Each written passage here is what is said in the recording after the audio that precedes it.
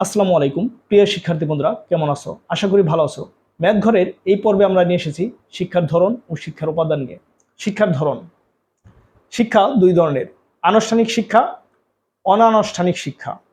আনুষ্ঠানিক শিক্ষা এটি এমন একটি কাঠামোগত পরিবেশে ঘটে থাকে যার সুনির্দিষ্ট উদ্দেশ্য হচ্ছে শিক্ষার্থীদের শিক্ষাদান। সাধারণত একটি শিক্ষা প্রতিষ্ঠানের অধীনে এই শিক্ষা সঞ্চালিত হয়, যেখানে শ্রেণীকক্ষে একাধিক শিক্ষার্থীদের জন্য একজন প্রশিক্ষিত ও প্রত্যয়িত শিক্ষকের প্রয়োজন হয় বিভিন্ন বিষয়ে শিক্ষাদানের জন্য। আমাদের দেশের স্কুল, কলেজ ও ইউনিভার্সিটিতে যে শিক্ষা বিদ্যমান তা মূলত এই আনুষ্ঠানিক শিক্ষা। অনানুষ্ঠানিক শিক্ষা এটি সাধারণত শিক্ষা প্রতিষ্ঠানের বাইরে ঘটে থাকে, যা নির্দিষ্ট পাঠ্যক্রমে অনুসরণ করে না। বাস্তবের পরিবর্তনের সাথে ব্যবহারিক প্রয়োজনীয়তার উপর ভিত্তি করে এর উৎপত্তি ঘটতে পারে। এটা তথাকথিত শিক্ষা ব্যবস্থাকে অনুসরণ করে না। এটা মানুষ তার দৈনন্দিন জীবনের সরাসরি অভিজ্ঞতা থেকে অর্জন করে। মানুষ তার সামাজিক জীবনে, রাষ্ট্রীয় জীবনে বিভিন্ন সমস্যার সম্মুখীন হয়, সেখান থেকে অভিজ্ঞতা অর্জন করে মানুষ শিক্ষা লাভ করে। এটি হচ্ছে মূলত অনানুষ্ঠানিক শিক্ষা। শিক্ষার উপাদান: শিক্ষার্থী, শিক্ষক, শিক্ষাক্রম, পরিবেশ, বিদ্যালয় এবং পরিবার এগুলি হচ্ছে শিক্ষার উপাদান। শিক্ষার্থী শিক্ষার্থী শিক্ষা প্রক্রিয়ার প্রধান তথা শ্রেষ্ঠ উপাদান। জীব মাত্রই শিক্ষা গ্রহণ করে এবং জীবের মধ্যে মানুষ সবচেয়ে বেশি শেখে। মানুষের শিক্ষা গ্রহণ করার ক্ষমতা সহজাত। শিক্ষার্থীর ব্যক্তিত্বের সুষম বিকাশের জন্য এবং সামাজিক অগ্রগতি অব্যাহত রাখার জন্যই শিক্ষা। শিক্ষা প্রক্রিয়ার অপরিহার্য উপাদান হচ্ছে শিক্ষক। শিক্ষককে বাদ দিয়ে এখনো কোনো শিক্ষা ব্যবস্থা গড়ে ওঠেনি।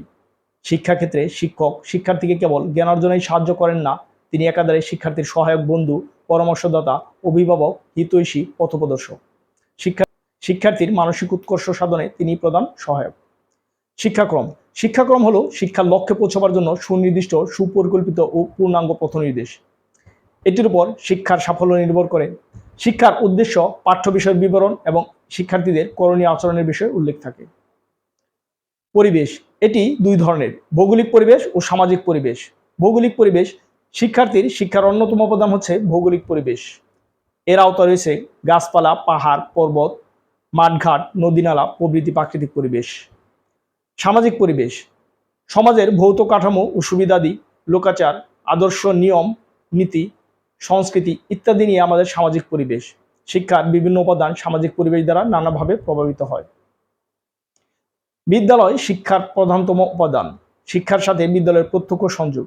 হাজার হাজার বছর পূর্বে পিতামাতার কাছ থেকে সন্তানের শিক্ষার দায়িত্ব বিদ্যালয় গ্রহণ করেছে। বিদ্যালয় কেবল শিখন শিখানো কার্যক্রমে পরিচালিত হয় না, শিক্ষার্থীদের মনস্তাত্ত্বিক ও সামাজিক গুণাবলীর বিকাশ সাধিত হয়। এটি শিক্ষার্থীদের বৌদ্ধিক, আবেগিক, সামাজিক ও মানবিক বিকাশের শ্রেষ্ঠ স্থান। পরিবারে জন্মগ্রহণ করে পরিবারের মধ্যেই তার জীবন পরিক্রমা শুরু ও শেষ হয়। শিক্ষার্থীর শিক্ষার সূচনা পরিবারেই ঘটে থাকে। শিক্ষার প্রতি শিশুকে উদ্বুদ্ধকরণ, শিশুর শিক্ষার পরিকল্পনা প্রণয়ন ও তা বাস্তবায়ন, শিশু শিক্ষার অর্থনৈতিক ও সামাজিক এবং মনস্তাত্ত্বিক ব্যবস্থাপনায় পরিবার প্রধানতম ভূমিকা পালন করে থাকে। শিক্ষার্থী বন্ধুরা, আমরা যে উপাদানগুলো নিয়ে বললাম, এর মধ্যে শিক্ষার্থী, শিক্ষক, বিদ্যালয় এবং পরিবার, এই চারটি উপাদানের গুরুত্ব অপরিসীম। একটি শিশু পরিবারে জন্মগ্রহণ করে, প্রাথমিক শিক্ষা পরিবারেই লাভ করে থাকে। তারপর সেই শিক্ষার্থী যখন বিদ্যালয়ে গমন করে, তখন একজন শিক্ষক তাকে সার্বিকভাবে সহায়তা করে পরিপূর্ণ মানুষ হিসেবে গড়ে তোলার জন্য এবং দেশের একজন সুনাগরিক হিসেবে গড়ে তোলার জন্য। আর শিক্ষার্থীর আন্তরিকতা ও সদিচ্ছাই তাকে দেশের সুনাগরিক হিসেবে গড়ে তুলতে সহায়তা করে। শিক্ষার্থী বন্ধুরা, এরকম আর অসংখ্য নতুন নতুন ভিডিও পেতে যারা এখনো আমাদের চ্যানেলটি সাবস্ক্রাইব করনি, তারা আমাদের চ্যানেলটি সাবস্ক্রাইব করে নিও, লাইক করিও, কমেন্ট করিও এবং বন্ধুদের সাথে শেয়ার করিও। ধন্যবাদ সবাইকে। এরকম আরো নতুন নতুন ভিডিও নিয়ে আবার হাজির হব ইনশাআল্লাহ। ততদিন পর্যন্ত ভালো থেকো। আল্লাহ হাফিজ।